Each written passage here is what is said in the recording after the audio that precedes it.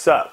This is the first episode of my new series of videos I'm calling Words of Wisdom, or simply WOW for short. The subject of this video is how important it is not to procrastinate and prioritize keeping in touch with people that you care about and who fit the criteria. As I mentioned in my introduction video to WOW, I'll start off by briefly explaining the material using 3 of the 5 W's and then dig right into it. Who should you prioritize contacting? Someone who you haven't spoken to in a long time, which whom you always want to, but don't for whatever reason, and who fits the criteria. Why should you make it a priority? Because you never know when you might not get a chance to. What is the criteria for someone who you should contact? It could be an old friend, family member, work buddy, or classmate. Basically anybody who at one point held a ticket for a seat in the auditorium of your interpersonal relationships. The auditorium of your interpersonal relationships is a concept I came up with to explain how and where to place people in your life, and is actually the subject of next week's video. It should also be somebody who is mutually anxious to see you, but again can't find the time to do so for whatever reason. I'm not talking about somebody who you barely knew, or someone you don't really care to talk to even though you were once close. Sometimes a person may want to contact you and you don't really care that much,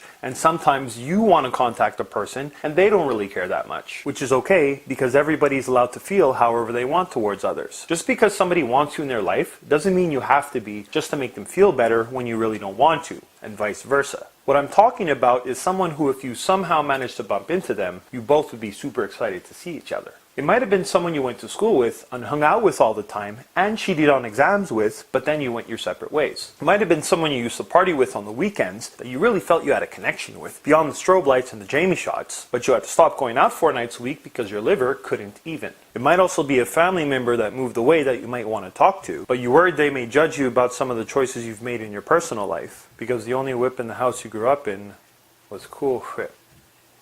Hold up. If olive oil comes from olives, and coconut oil comes from coconuts, and peanut oil comes from peanuts, where does baby oil come from? It definitely shouldn't be someone you had a falling out with, especially if they're still bad blood. And while you should always try to resolve any grudges you have with people and forgive them, sometimes you just can't forget, and in turn you have no interest in having that person in your life anymore. Wish them well and carry on. Also, some people are just toxic and will interfere with your life if you continue an interpersonal relationship with them. Keep your distance. I'm really stressing this topic because far too often I see 2 people who want to reconnect with each other don't. I'd be lying if I said I haven't done this myself. Actually, I can think of a particular old buddy of mine that whenever we bump into each other, we're like, bro, I miss you,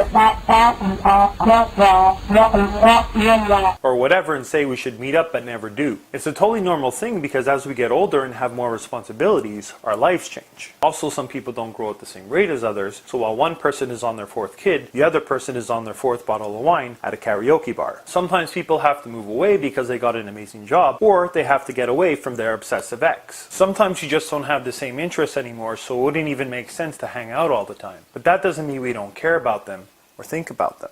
Pay attention. I think one of the worst parts about getting older is losing touch with people because of different paths, schedules, and lifestyles. We live in a world where we can literally order a pizza, pay for it, have it delivered to us, open the door, and have your Roomba vacuum remotely bring it to you while your lazy ass lies in bed, all from your smartphone, but yet struggle to send an email to those in our hearts. Do I have a crush?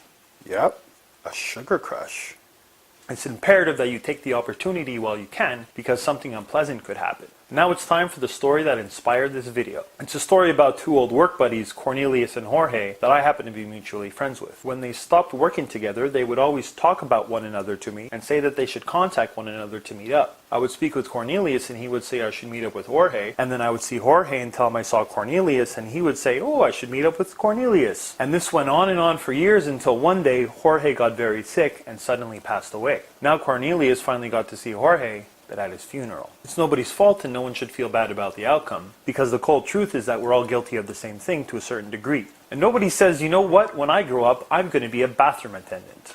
I, for one, after hearing that story, took it upon myself to stop the procrastination of visiting somebody that I care about. It was one of my cousins that I hadn't seen since I was a young Chore in Trinidad, because we always spoke about visiting one another. He was always traveling the world as a professional basketball player, and I was always DJing or whatever, so our schedules were never compatible. We literally didn't see each other for 25 years, and after hearing the story of Corninhor, it was like a kick in the ass. And I bought a plane ticket and flew down to visit him in Texas. Let me tell you, it was fucking amazing. We spent 6 days just hanging around his house and talking. When I used to run track and field, one of the things my coach would always repeat to me is never catch yourself saying, I could have or I should have, after the fact. Sometimes you just don't have the resources because we all have to make ends meet somehow. You have to get paid. But honestly, time is something you do have as long as you manage it properly. And if you have time to watch this video, then you have time to contact somebody you care about. Instead of rewatching season 4 of Friends or spending 30 minutes to get the perfect selfie so you can accumulate likes from Joneses and bots, use that time to reach out to somebody that you cherish. Because no one has an infinite supply of time on their hands, so if you wait around too long, one or the others will expire.